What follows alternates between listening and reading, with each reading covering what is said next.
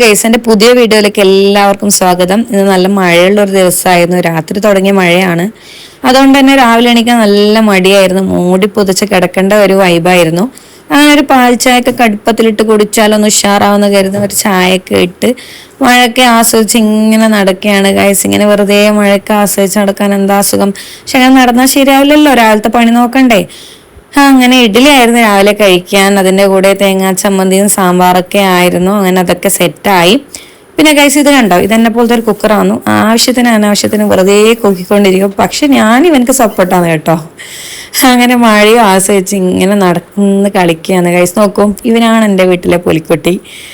അങ്ങനെ എന്താ രസം ഗൈസ്, വെറുതെ ഇങ്ങനെ ചുറ്റിത്തിരിയാൻ. ഉമ്മ അവിടുന്ന് വിളിക്കുന്നുണ്ട്, നീ ഇങ്ങനെ മഴയും കൊണ്ട് നടന്നോ, വേറെ പണിയൊക്കെ ഉണ്ട്, നീ ഇങ്ങ് വാ. അപ്പോഴാണ് ഗൈസ് താഴ്ന്നൊരു ഒച്ചയിക്കുന്നത്. വേറെ ആരല്ല, നമ്മൾ മയിൽക്കുട്ടന്മാര്.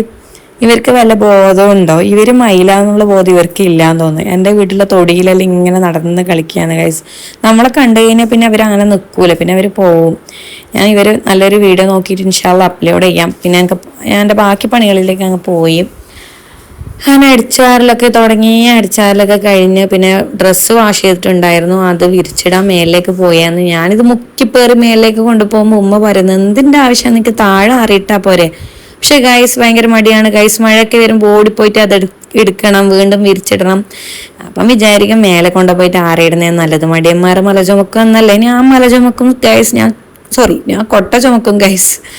ഇതാണ് എൻ്റെ വീട്ടിലെ കുതിരച്ചപ്പല്ല, എന്തതിന് പേര്, കൂർക്കച്ചപ്പ് ഗൈസ്. അതൊക്കെ ഇങ്ങനെ വെറുതെ തൊട്ട് കളിച്ചു. വീണ്ടും ഇങ്ങനെ ചുറ്റും ഇങ്ങനെ വീക്ഷിക്കാന്ന്. മഴയൊക്കെ പെയ്ത് കഴിഞ്ഞാൽ വീടിന് മുറ്റം കാണാൻ നല്ല രസമാണല്ലേ, നല്ല പച്ചപ്പട്ട് വിരിച്ചതുപോലെ അല്ലേ. അങ്ങനെ ഇരിക്കുന്നുണ്ട് ഗൈസ്. ഉമ്മാന്റെ ചെടികൾ ഇങ്ങനെ സസൂക്ഷ്മം വീക്ഷിക്കുന്നത്, വല്ലതും സംഭവിച്ചൊന്ന് നോക്കാനായിരുന്നു. പിന്നെ ഉമ്മ ഇന്നലെ കൊത്തിവെച്ച കൊല ഉണ്ടായിരുന്നു, അതിൽ നിന്ന് പഴം ഇങ്ങനെ ഉരിഞ്ഞെടുത്ത് വെക്കുകയെന്ന്. രാവിലെ കഴിക്കാനാണ്. അങ്ങനെ ഉമ്മ അതിൽ നിന്നൊരു പങ്ക് അപ്പുറം എൻ്റെ ആങ്ങളുടെ വീട്, അതായത് ഉമ്മാരുടെ മൂത്ത മകൻ്റെ വീട് അപ്പുറം തന്നെ ഉണ്ട് ഗൈസ്. അങ്ങനെ അവിടേക്ക് കൊടുക്കാനായിട്ട് ഒരു പങ്ക് എൻ്റെ കയ്യിൽ തന്നു. ഞാനിങ്ങനെ അതെടുത്ത് അതിൻ്റെ അപ്പുറത്തുനിന്ന് അമ്മയെ നീട്ടി വിളിക്കുകയാണ് ഗൈസ്. നിങ്ങൾ ഇവിടെ ഒരു മീൻപട്ടി കാണുന്നുണ്ടോ? അതാണ് അമ്മായിൻ്റെ സ്റ്റെപ്പ്. അമ്മായി അവിടെ കയറി നിന്നിട്ടാണ് ഓഹരികൾ അങ്ങോട്ടും ഞങ്ങൾ ഇങ്ങോട്ടും അങ്ങോട്ടെല്ലാം കൈമാറ്റം ചെയ്യല്. അങ്ങനെ അമ്മായി വന്നത് വാങ്ങിയിട്ട് കൊണ്ടുപോയി.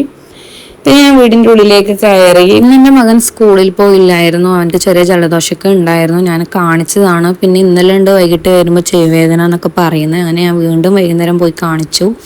ഇതൊക്കെ അവൻ്റെ മരുന്നാണ് ഗൈസ്. ഇതൊക്കെ കൊടുക്കലാന്ന് വലിയ ടാസ്ക്, ഭയങ്കര മടിയാന്ന് മരുന്ന് കഴിക്കാൻ.